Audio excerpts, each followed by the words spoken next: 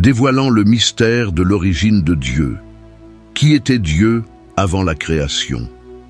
Imaginez un univers vaste et silencieux, où la lumière n'était pas encore née, et où le temps, tel que nous le connaissons, n'existait pas encore. Demandez-vous, qui était Dieu avant tout? C'est une question qui résonne dans l'esprit de beaucoup, un mystère profond qui défie notre compréhension. Que se passait-il avant la création? Serait-il possible que l'essence de Dieu soit au-delà de notre compréhension, au-delà de la création elle-même? Alors que nous explorons ce voyage, préparez-vous à plonger dans des concepts qui pourraient déstabiliser vos croyances. Que se cache-t-il dans les entrelignes des Écritures sacrées?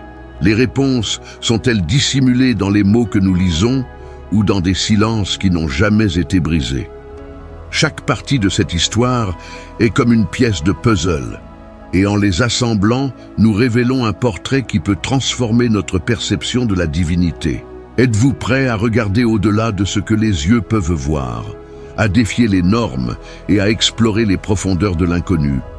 À chaque pas, la vérité se rapproche, et votre esprit pourrait ne plus jamais être le même. Partons ensemble à la recherche de l'essence du Créateur avant la création. Lorsque je fais face à l'idée de Dieu, je réalise qu'elle n'est pas unique, mais plutôt un mosaïque complexe d'interprétations qui varie immensément entre les différentes traditions religieuses. Dans le christianisme, par exemple, Dieu est souvent perçu comme un père aimant, qui se soucie profondément de l'humanité. La figure de Jésus-Christ en tant que Fils de Dieu établit une relation intime et personnelle entre le croyant et la divinité. Dans le judaïsme, Dieu est plus souvent perçu comme le Créateur suprême, qui a fait une alliance avec son peuple, mettant l'accent sur la justice et la sainteté. Cette vision engendre un certain respect et une crainte face à la grandeur divine, une relation qui est plus formelle et rituelle. D'autre part, l'islam présente Allah comme un être unique et indivisible, qui est absolument transcendant et souverain. Les musulmans croient qu'Allah est un Dieu qui se révèle à travers des prophètes et des écritures, offrant un ensemble clair d'enseignements et de pratiques religieuses. L'idée de soumission à la volonté d'Allah est centrale dans la foi islamique, soulignant l'importance de l'obéissance et de la dévotion. Dans l'hindouisme, la conception de Dieu est encore plus multifacette, avec une infinité de dieux et de déesses représentant différents aspects du divin. Cette diversité permet une connexion plus personnelle avec la divinité, où chaque fidèle peut choisir une forme qui résonne avec son expérience et sa spiritualité. Il est intéressant de noter comment la notion de Brahman, la réalité ultime et impersonnelle, coexiste avec les innombrables représentations personnelles de Dieu. Le bouddhisme, quant à lui, présente une approche distincte. Bien qu'il ne se concentre pas sur un Dieu créateur au sens occidental, la pratique bouddhiste se concentre sur l'illumination et la compréhension de la nature de la réalité. La recherche de la compréhension du soi et de la souffrance est centrale, et cela peut conduire à la question de Dieu, même s'il ne s'agit pas d'un être qui intervient dans la vie des individus. Ces différentes conceptions de Dieu révèlent à la fois des similitudes et des différences entre les traditions religieuses. Chacune offre une vision unique qui façonne l'expérience spirituelle de ses adeptes et, en même temps, reflète la culture et l'histoire dans lesquelles elles ont émergé. Cela me fait réfléchir à la manière dont la compréhension de Dieu est profondément influencée par le contexte humain et social. Lorsque nous parlons de Dieu comme d'un être nécessaire, la discussion s'approfondit dans le domaine de la philosophie. L'idée est que l'existence de Dieu n'est pas seulement une possibilité, mais une nécessité, c'est-à-dire que Dieu doit exister pour que tout le reste puisse exister. Cette perspective a des racines dans des penseurs classiques tels que Platon et Aristote, qui ont discuté de l'idée d'un être suprême qui est la cause première de tout. Pour moi, cette notion est fascinante, car elle suggère que l'existence de l'univers et de tout ce qui y habite dépend, en dernière instance, de quelque chose d'absolu et de non contingent. Thomas d'Aquin, l'un des philosophes les plus influents de l'histoire, a soutenu que l'existence de Dieu peut être déduite de l'observation du monde. Il a proposé 5 voies ou arguments qui démontrent la nécessité d'un être nécessaire, tel que le premier moteur immobile ou la cause première qui n'a pas été causée par autre chose. Cette ligne de raisonnement me pousse à réfléchir sur la nature même de l'existence et comment la recherche de réponses peut conduire à une compréhension plus profonde de nous-mêmes et de l'univers. L'idée de Dieu comme être nécessaire remet également en question la vision d'un univers qui pourrait exister indépendamment d'une divinité. Cela me conduit à réfléchir aux implications de cette perspective. Si Dieu est nécessaire, alors la propre notion de liberté et de contingence devient plus complexe. Dans quelle mesure notre liberté est-elle réelle si l'existence de tout dépend d'un être suprême? De plus, cette réflexion nous amène à interroger ce que signifie être un être nécessaire. Dieu, en son essence, est considéré comme immuable et éternel, ce qui contraste avec la nature changeante et temporaire de la réalité que nous vivons. Cette dichotomie entre l'éternel et le temporaire me fait méditer sur la relation entre la divinité et la création. Si Dieu est nécessaire, comment cela se rapporte-t-il à la liberté de la création et à l'action des êtres humains? Enfin, la discussion sur Dieu comme être nécessaire nous confronte à un dilemme philosophique profond. La coexistence d'un être qui est nécessaire et la réalité du mal et de la souffrance dans le monde. Comment un Dieu nécessaire et bon peut-il permettre l'existence de choses que nous considérons comme mauvaises? Cette tension est l'un des plus grands défis auxquels la philosophie de la religion fait face, et c'est quelque chose que nous devons tous considérer en réfléchissant sur la nature de Dieu. L'analyse des théories de la création est un domaine fascinant où l'intersection entre science et religion devient évidente. La création ex nihilo, ou la création à partir de rien, est une idée centrale dans la tradition judéo-chrétienne. Cette théorie suggère que Dieu a créé l'univers sans aucune matière préexistante, ce qui implique un acte de volonté divine. Pour moi, cette idée est puissante, car elle implique que l'univers et tout ce qui y existe est le résultat d'un acte intentionnel. Cela confère un sens de but à la création, quelque chose qui résonne profondément avec beaucoup d'entre nous. Cependant, il existe d'autres théories qui abordent la création de manière différente.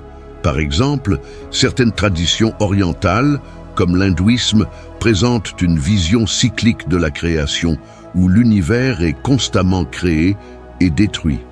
Cette perspective suggère une continuité et un cycle interminable, contrairement au modèle linéaire de la création occidentale. Je trouve intéressant comment ces différentes visions reflètent les diverses compréhensions du temps et de l'existence. La théorie du Big Bang, qui est largement acceptée dans la communauté scientifique, soulève également des questions sur la création. Selon cette théorie, l'univers a commencé à partir d'une singularité, une explosion initiale qui a donné naissance à l'espace et au temps. Cela me pousse à réfléchir au rôle de Dieu dans ce processus. Dieu était-il présent avant le Big Bang, ou la création de l'univers s'est-elle produite sans aucune intervention divine?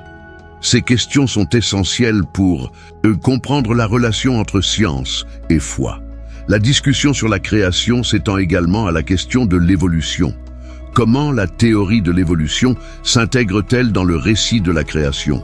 Pour beaucoup, l'évolution n'est pas une négation de la création, mais plutôt un moyen par lequel Dieu agit dans le monde. Cela suggère que la création peut être un processus dynamique et continu, plutôt qu'un événement isolé. Cette vision me semble plus compatible avec la science moderne et, en même temps, respectueuse de la tradition religieuse. Enfin, en réfléchissant aux théories de la création, je suis amené à considérer ce que tout cela signifie pour nous, en tant qu'êtres humains. Si nous avons été créés à l'image de Dieu, comment devons-nous vivre par rapport à cette création? La responsabilité qui découle de la compréhension que nous faisons partie de quelque chose de plus grand me pousse à sentir la nécessité de prendre soin du monde et des relations que nous entretenons les uns avec les autres et avec la nature. La relation entre Dieu et le temps est une question intrigante qui nous amène à réfléchir à la nature même de la divinité. La conception de Dieu comme étant intemporel est une idée que de nombreux philosophes considèrent. Cela signifie que Dieu existe en dehors du temps, n'étant pas affecté par celui-ci. Pour moi, cette vision est fascinante, car elle suggère que Dieu a une perspective qui transcende notre expérience limitée du temps. Dans un monde où tout semble être en constante évolution, l'idée d'un être éternel et immuable offre un sens de stabilité. D'autre part, l'idée de Dieu comme temporel, c'est-à-dire que Dieu interagit avec le temps et la création, est également une perspective valable. Cela implique que Dieu est activement impliqué dans l'histoire et les expériences humaines. Cette vision nous présente un Dieu qui n'est pas seulement un créateur distant, mais un être qui se soucie, qui s'engage et qui répond à nos prières et actions. Cela me fait réfléchir à la relation personnelle que beaucoup cherchent à établir avec la divinité. La relation entre Dieu et le temps soulève également des questions sur la création. Si Dieu est intemporel, comment a-t-il pu créer le temps et l'espace? C'est une question complexe qui remet en question notre compréhension de ce que signifie création. Si Dieu était présent avant le temps, comment pouvons-nous vraiment comprendre l'acte de créer? Cela m'amène à réfléchir aux limites de notre langage et de notre compréhension lorsque nous tentons de décrire le divin. De plus, la perception humaine du temps entre également en jeu. Nous vivons dans une réalité où le passé, le présent et le futur sont des parties fondamentales de notre expérience. La notion d'éternité peut alors être difficile à saisir. Si Dieu est éternel, comment cela se rapporte-t-il à notre expérience temporelle? Cette tension est quelque chose que de nombreux mystiques et théologiens ont tenté d'explorer au fil de l'histoire. Enfin, la relation entre Dieu et le temps nous invite à réfléchir sur notre propre existence. Si Dieu est intemporel, cela signifie que, d'une certaine manière, nous sommes tous connectés à cette éternité. Cette idée m'apporte un certain réconfort, car elle suggère que nos vies, avec toutes leurs joies et leurs peines, ont un sens qui transcende le temps. Cette connexion avec le divin peut être une source d'espoir et de but dans nos vies. Lorsque je regarde l'idée de Dieu comme un concept métaphysique, je me retrouve à réfléchir à ce que cela signifie vraiment. À plusieurs reprises, la quête pour comprendre Dieu transcende les limites du monde physique. C'est presque comme si Dieu était une idée qui se distingue de notre quotidien, quelque chose qui ne s'inscrit pas dans les définitions communes que nous avons pour tout ce qui nous entoure. La métaphysique, pour sa part, nous amène à considérer les questions les plus profondes de l'existence, telles que qu'est-ce qui est réel, et que existe-t-il au-delà de ce que nous pouvons percevoir. C'est dans ce contexte que Dieu apparaît comme un concept fascinant. La discussion sur Dieu comme un concept métaphysique nous oblige à repenser notre compréhension du monde. Il ne s'agit pas seulement de l'existence d'un être supérieur, mais de ce que cet être représente à un niveau plus profond. La philosophie de la religion, dans ce sens, offre un espace pour explorer les implications de considérer Dieu comme une réalité fondamentale.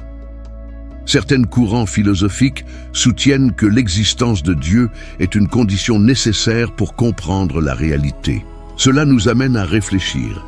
Si Dieu est en effet la base de toute chose, quelle est sa relation avec l'univers et avec nous-mêmes? Le concept de Dieu dans la métaphysique nous pousse également à remettre en question la nature de l'être. Dieu est-il un être personnel, comme beaucoup le croient, ou est-il une force impersonnelle qui imprègne le cosmos? Ce doute est central à de nombreux débats philosophiques. Certaines traditions religieuses mettent l'accent sur la personnalité de Dieu, tandis que d'autres le perçoivent comme une énergie ou une force universelle. Personnellement, cette dualité me fascine, car elle nous oblige à confronter nos propres croyances et à considérer ce que nous savons ou ressentons réellement à propos de la divinité. De plus, réfléchir à Dieu comme concept métaphysique nous pousse à penser à la langue que nous utilisons pour décrire cette réalité.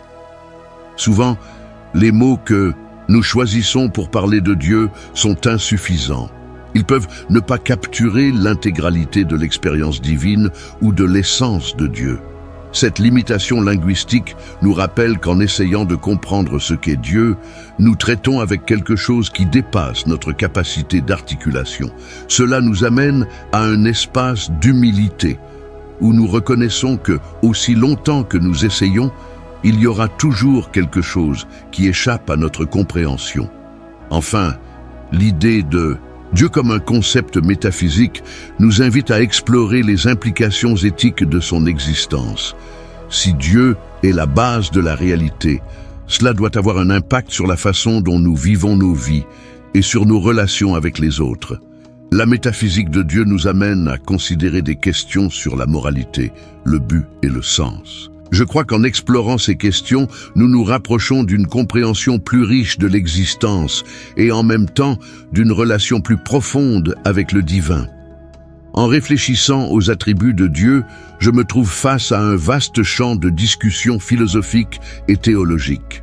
Des attributs comme l'omnipotence, l'omniscience et l'ubiquité ont été des thèmes centraux dans la quête pour comprendre la nature divine. L'omnipotence, par exemple, nous amène à questionner ce que cela signifie réellement que Dieu puisse tout faire. Cela signifie-t-il qu'il peut agir de manière qui dépasse ce que nous pouvons imaginer? Ou y a-t-il des limitations que nous ne comprenons pas?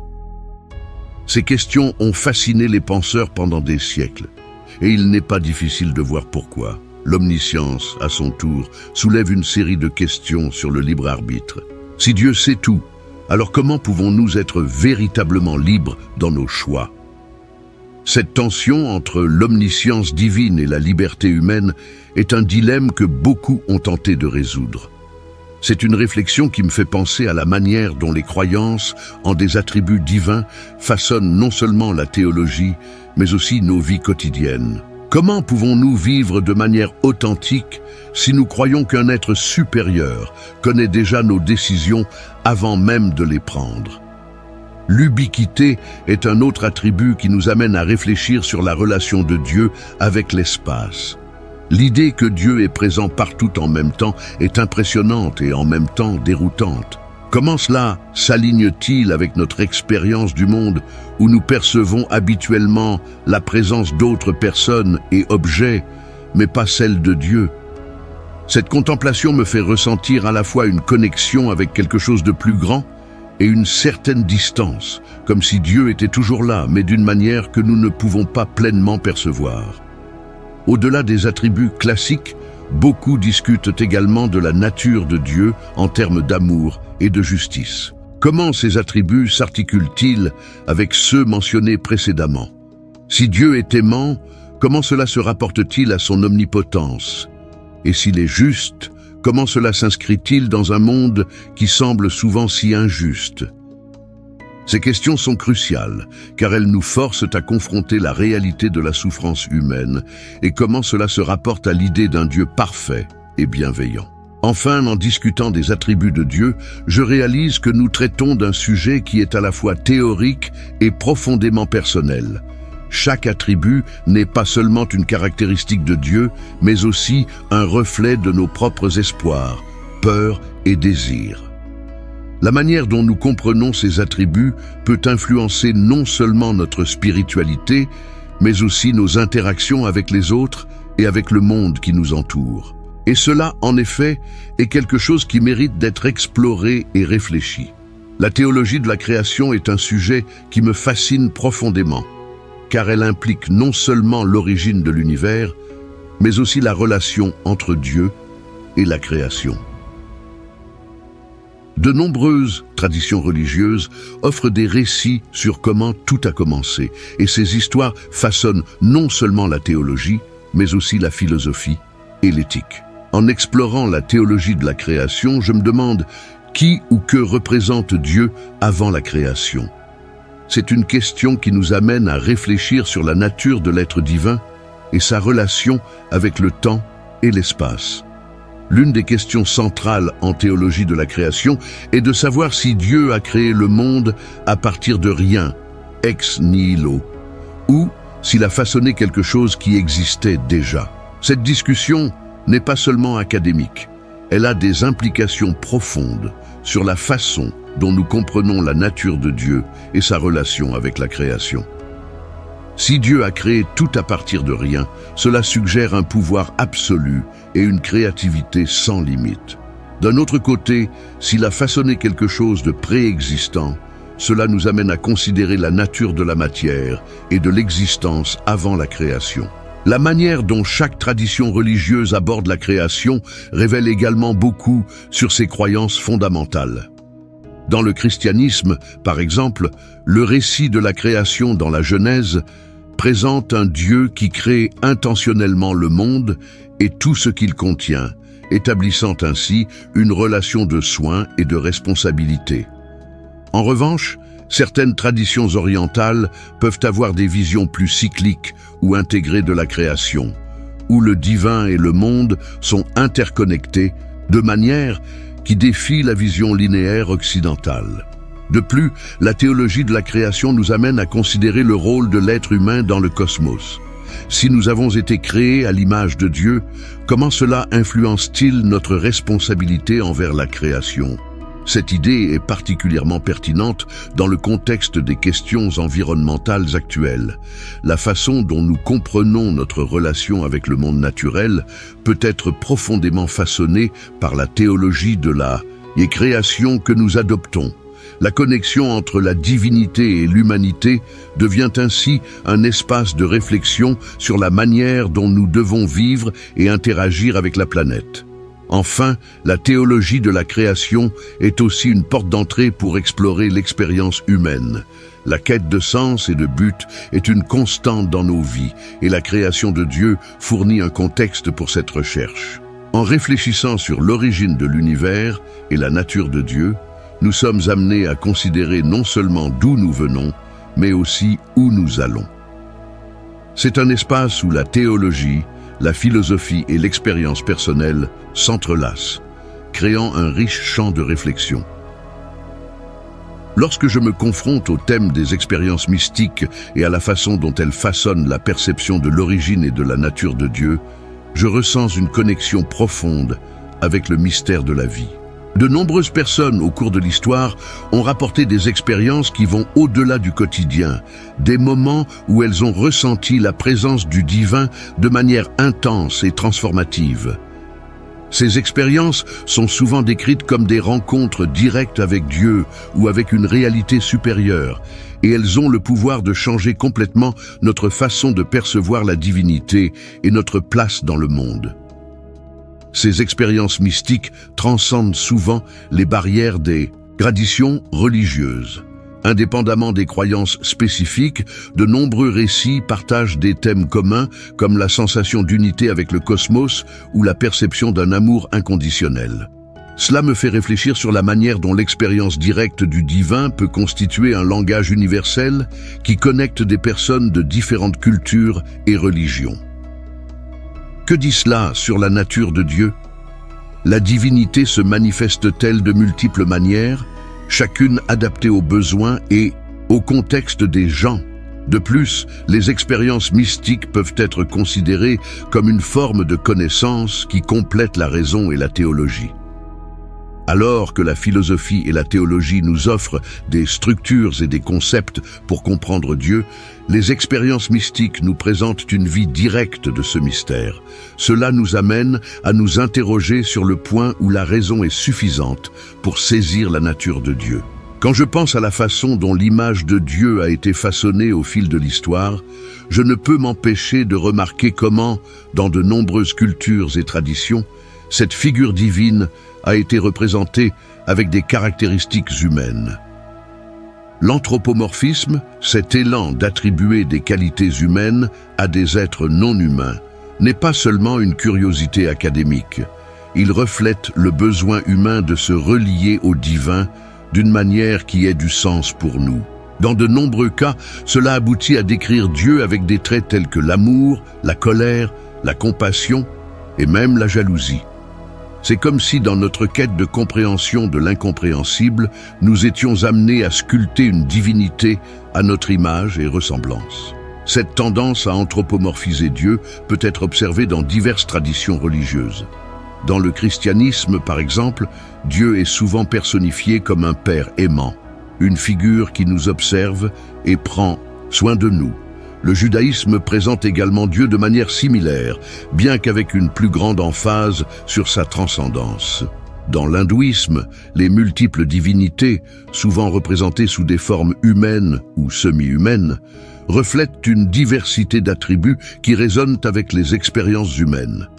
Ces représentations ne sont pas simplement artistiques, elles façonnent la manière dont les fidèles interagissent avec le sacré, créant un pont entre l'humain et le divin. Cependant, cette représentation anthropomorphique peut soulever des questions profondes sur la véritable nature de Dieu. Si Dieu est en effet une entité supérieure, pouvons-nous vraiment comprendre son essence à travers nos propres limitations humaines?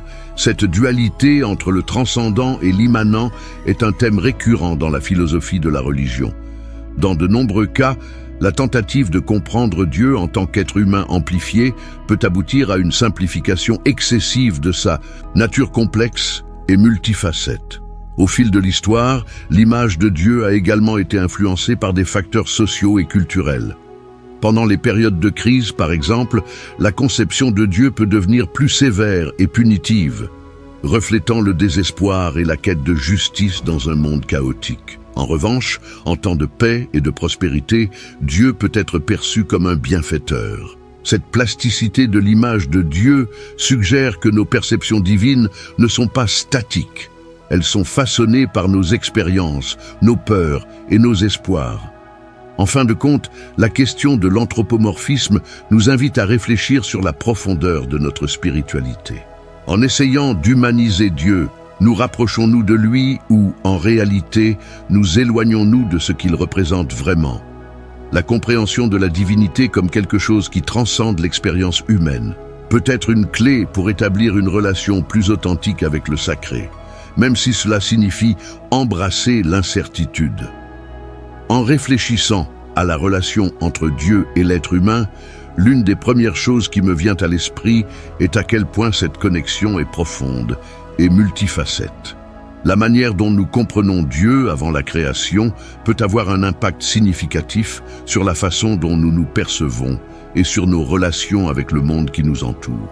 Si Dieu est perçu comme un être distant et indifférent, il est probable que notre propre vision de nous-mêmes et de notre but dans la vie en soit affectée négativement.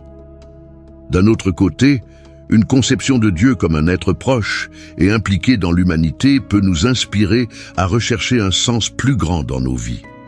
Dans la tradition judéo-chrétienne, l'idée que nous avons été créés à l'image de Dieu suggère un lien intrinsèque entre le divin et l'humain. Cette notion d'image implique non seulement une ressemblance physique, mais aussi une équivalence en termes de moralité et de raisonnement. Cela nous amène à nous interroger. Si nous sommes des reflets de Dieu, quelle responsabilité cela implique-t-il? Cette idée peut être un puissant moteur pour des actions éthiques et justes, car elle nous rappelle que nos choix ont un poids significatif dans le monde. De plus, la compréhension de Dieu comme un être relationnel qui se soucie de l'existence humaine peut nous donner un sens d'espoir et de but. Cette connexion n'est pas seulement verticale, mais horizontale. La manière dont nous voyons Dieu peut influencer la façon dont nous traitons les autres. Si Dieu est perçu comme un père aimant, la tendance sera de cultiver des relations d'amour et de solidarité entre les êtres humains. Cette dynamique est fondamentale, non seulement pour le bien-être individuel, mais aussi pour la santé des communautés et des sociétés. Cependant, cette relation n'est pas sans défi. La perception de la souffrance et du mal dans le monde peut amener beaucoup de gens à remettre en question la nature de Dieu. Si Dieu est bon et omnipotent, pourquoi permet-il tant de souffrance et d'injustice? Cette question est centrale dans de nombreux débats théologiques et philosophiques et reflète la lutte éternelle entre la foi et la raison. Dans des moments de douleur et de désespoir, La relation avec Dieu peut sembler distante ou même inexistante, ce qui peut générer des crises de foi. Enfin, la manière dont nous comprenons la relation entre Dieu et l'humanité évolue constamment. Les nouvelles approches théologiques, telles que la théologie processus et la théologie ouverte, nous invitent à repenser cette connexion de manière dynamique, reconnaissant que la relation entre Dieu et l'humanité n'est pas fixe, mais plutôt un voyage en constante transformation. Cela nous permet une plus grande flexibilité dans notre spiritualité, nous aidant à trouver des significations et des connexions qui résonnent avec les complexités de nos vies contemporaines. Lorsque je regarde les perspectives contemporaines sur Dieu, je ne peux m'empêcher de remarquer comment elles défient et élargissent les traditions religieuses plus anciennes. Les nouvelles approches, telles que la théologie procédurale et la théologie ouverte, offrent une nouvelle perspective pour comprendre la divinité, une perspective qui est plus fluide et adaptable aux réalités du monde moderne. Cette flexibilité est particulièrement nécessaire dans un contexte où la science et la technologie transforment rapidement notre compréhension de l'existence, de l'univers et par conséquent de Dieu. La théologie procédurale, par exemple, suggère que Dieu n'est pas un être immuable, mais plutôt un être en constante évolution, qui répond aux actions et choix de l'humanité. Cette vision peut être réconfortante pour beaucoup, car l'idée d'un Dieu qui s'adapte et se relie aux expériences humaines offre une compréhension plus intime et personnelle du divin. Cette perspective nous encourage à voir nos vies non pas comme simplement prédestinées, mais comme faisant partie d'un processus collaboratif avec la divinité. D'un autre côté, la théologie ouverte propose que Dieu est, d'une certaine manière, limité par les choix humains. Cela soulève des questions intrigantes sur la souveraineté divine et le libre arbitre. Si Dieu ne contrôle pas tous les événements, que signifie cela pour nos prières et nos actions? Cette perspective, bien que controversée, peut offrir une nouvelle compréhension du rôle que nous jouons dans nos propres vies et dans la quête d'un monde plus juste. L'idée que nos décisions ont un impact significatif sur la réalité divine peut être à la fois un fardeau et une responsabilité inspirante. De plus, les perspectives contemporaines intègrent souvent des éléments de spiritualité non conventionnelle, cherchant à intégrer science, philosophie et pratiques spirituelles. La notion d'un Dieu qui ne se limite pas à une figure anthropomorphique, mais qui peut être vue dans les forces de la nature, dans les connexions humaines ou même dans les expériences de transcendance, élargit la manière dont nous pouvons nous relier au sacré. Cela résonne particulièrement avec ceux qui cherchent un sens plus profond dans un monde qui peut sembler chaotique et déconnecté. Ces nouvelles visions de Dieu ne remettent pas seulement en question les conceptions traditionnelles, mais nous invitent également à un dialogue plus large. La pluralité des expériences et des interprétations spirituelles dans la société contemporaine offre une opportunité précieuse d'enrichir notre compréhension du divin. En nous ouvrant à différentes perspectives, nous pouvons trouver un sens de communion qui transcende les barrières religieuses et culturelles, favorisant une compréhension plus profonde de l'humanité et de notre place dans le cosmos. Alors, tout le monde. Maintenant que nous avons plongé profondément dans l'origine de Dieu, vous vous demandez peut-être comment tout cela se connecte-t-il à notre vie aujourd'hui? Cette quête pour comprendre le Créateur peut-elle influencer notre foi et notre façon de vivre? Réfléchissez bien. Si Dieu a toujours existé, cela signifie qu'il a un but pour chacun d'entre nous, même avant le commencement de tout. Imaginez la grandeur d'un être qui transcende le temps et l'espace. Comment cela change-t-il la façon dont vous percevez vos luttes quotidiennes? Et vous êtes-vous déjà arrêté pour réfléchir à ce que signifie avoir une relation avec ce Dieu éternel? En fin de compte, ce voyage nous conduit à une question essentielle. Que ferez-vous de cette révélation? Quel pas allez-vous franchir à partir de maintenant? Si vous avez aimé cette vidéo et souhaitez approfondir encore plus ces questions, n'oubliez pas de laisser votre pouce en l'air et de vous abonner à la chaîne. Ensemble, explorons davantage de mystères et de vérités qui façonnent notre vie et notre foi. Et rappelez-vous, l'histoire ne s'arrête pas ici. Ce qui vient ensuite pourrait tout changer. Restez à l'écoute.